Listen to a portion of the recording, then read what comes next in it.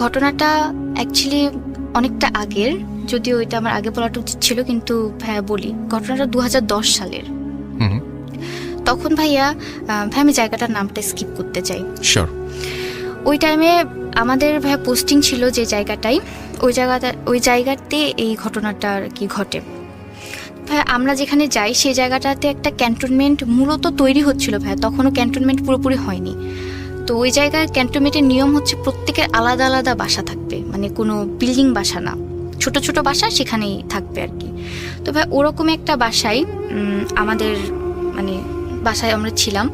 তো ভাই আমরা যখন ফার্স্ট ওখানে যাই, আমরা মানে ভাই আপনি দেখলে বুঝবেন না যে এটা কোনো ক্যান্টনমেন্ট। ইভেন ওই জায়গাটার মানে ওই স্পেসিফিক করে ওই জায়গাটাকে মানুষ চিনতো হাতিখানা কবরস্থান নামে, ওই জায়গাটাকে চিনতো আর কি। তো ভাই ওই হাতিখানা কবরস্থানটা শুনে আমরা ফার্স্ট, আম্মু বললো যে আমরা কবরস্থানের মধ্যে থাকবো, এটা আবার কেমন। তখন ওই যে অথরিটি ছিল তারা বললো যে না, কোনো সমস্যা হবে না, আপনারা থাকেন। তো ওই টাইমে ভাই আমার কিন্তু 2টা কুকুর ছিল, একটা নাম ছিল জন, একটা স্যানভিয়া, এই ছিল 2টা কুকুর। তো আমি ওদেরকে অনেক ভালোবাসতাম। যাই হোক ভাইয়া ওদের ভালোবাসতাম মানে কি, সেই কুকুরগুলো এখন কোথায়? ভাইয়া ওরাও এই পরিস্থিতির শিকার। আচ্ছা, তাহলে শুনি ঘটনা। জি। আমরা মানে ওই বাসায় যাওয়ার পরে তো স্বাভাবিকভাবে আমার বাবা আমাদের সাথে থাকতো না।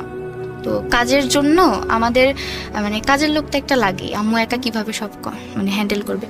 তো অফিসে আম্মু জানালো যে আমার একটা কাজের লোক দরকার। তো অফিস থেকে বললো যে ঠিক আছে, আপনারা তো নতুন আসলেন, আমরা নেক্সট দিন আপনাদের জন্য কাজের লোক পাঠিয়ে দিব। আচ্ছা ভাই আমরা ওখানে গিয়েছিলাম, আমি, আমার মামা আর আমার নানু, আমরা এই 4জন আমরা সেখানে মানে আর কি ফার্স্টে যাই।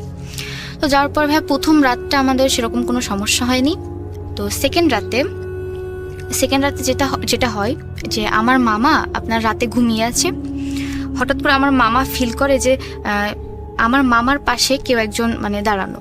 মামা ভাবে যে হয়তো নানু ঘুম থেকে উঠে ওয়াশরুমে যাওয়ার জন্য ভাবে দাঁড়িয়ে আছে, বাট সে স্থির দৃষ্টিতে দাঁড়িয়ে আছে। মামা তারপরে উঠার পরে তাকে মানে অবয়বটা পুরো আমার নানুর মতোই ছিল। তাকে বলে যে আব্বা আপনি কি কোথাও যাবেন? কোনো কথা বলে না, কিছু করে না, শুধু চুপচাপ দাঁড়িয়ে আছে। তো মামা আবার সেকেন্ডবার আব্বা বলে ডাকতে পিছন থেকে নানুর সাউন্ড আসে। নানু বলে যে কি ব্যাপার, তুমি ডাকছো কেন? তখন মামা বিষয়টা আমলে নেয় না যে কি ব্যাপার, ওটা হয়তো চোখের ভুল। তো ওই রাতটা এভাবে চলছে। এটা ভাইয়া সেকেন্ড রাত। আর তৃতীয় দিনের বেলায় ভাইয়া আমাকে নতুন স্কুলে ভর্তি করালো। তো ওখানে আমি স্কুলে চলে যাই। তো বাসায় আমার আম্মু একা, স্কুলে আমাকে আমার নানু আর মামা রাখতে যায়, আর বাসায় আমার আম্মু একা। তো ভাইয়া প্রায় আপনার 10টা বা 11টার সময় একজন আমাদের বাসায় নক করে আমার আম্মু দরজা খুলে একটা মহিলাটা বলে যে আমি এখানে কাজ করার জন্য আসছি, আমাকে ক্যান্টনমেন্ট থেকে পাঠাইছে, তো আপনি বলেন কি কি কাজ করা লাগবে। আম্মুর জিনিসটা অদ্ভুত লাগলো ভাইয়া, যে হুট করে এসে পরিচয় না জেনে হঠাৎ বাসার মধ্যে ঢুকে যাচ্ছে। তা আম্মু আর কিছু বললো না। ভাইয়া আমি আমার বাসার বর্ণনাটাকে একটু দিব প্লিজ।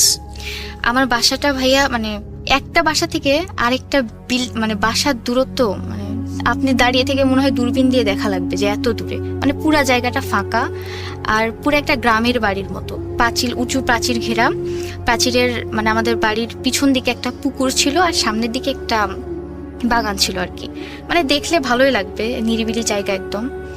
তো তারপর পরে ঘটনায় যাই, আম্মু ওনাকে বাসার মধ্যে ঢুকতে দেওয়ার পরে আম্মুর একটা বিষয় ভাই অদ্ভুত লাগে। মানুষ তো কত রকমেরই পেট রাখে আর কি, তার পেট হিসাবে ছিল ভাই একটা কাক। হ্যাঁ ভাইয়া, একটা খাঁচার মধ্যে একটা কাক ছিল তার পেট। আমার আম্মু বলে যে এইসব নিয়ে আমি আমার বাসায় অ্যালাউ করব না। আর ভাইয়া সে যখন আসে, আমাদের কুকুরগুলা কিন্তু বাইরে বাঁধা থাকতো, কুকুরগুলা কিন্তু ভীষণ রকমের রিয়াক্ট করা শুরু করে। তারা মানে দেখে নাকি মহিলাকে দেখেই, সব ওদের দুজনকে দেখেই। আচ্ছা, ওরা মানে পায় না যে শিকল খুলে এসে ওদেরকে অ্যাটাক করে। আমার আম্মু